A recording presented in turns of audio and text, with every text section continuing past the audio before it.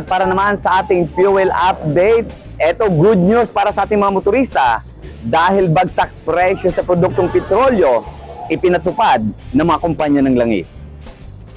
Nagbawas sa presyo ng diesel ng 2 peso and 45 centavos bawat litro at sa gasolina naman ay nagbawas ng 3 peso and 5 centavos bawat litro at sa kerosene naman ay 3 piso bawat litro.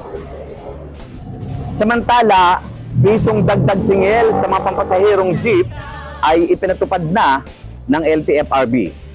Inaprubahan na ng Land Transportation Franchising and Regulatory Board nitong Martes ang pisong provisional increase sa minimum fare sa public utility jeepneys. Epektibo ang katausan simula noong Linggo, October 8. Ang desisyon ay nabuo matapos ang isinagawang mga pagdinig, kasunod na rin ang mga petisyon ng Transport Group sa dagdag singil sa pasahe bunsod ng patuloy na pagtaas sa presyo ng produktong petrolyo. Magugunitang ang pisong provision increase ay inaprobahan ng LTFRB Board noong nagdaang Miyerkules bilang tugon sa petisyon ng Transport Group upang maibsan kahit papaano ang epektong dulot ng mataas na presyo ng produktong petrolyo.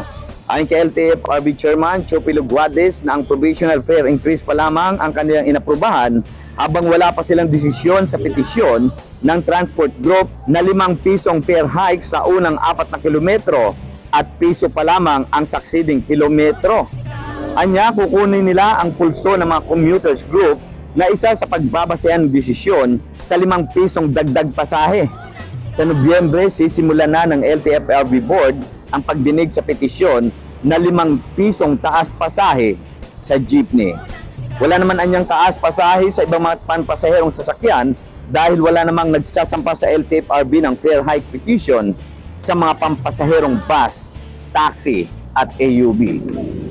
At yan ang ating fuel update kasama si Jeff Gonzalez at si Jeremy Ramos. Smile Supetron III para sa Balitang Unang Sigaw.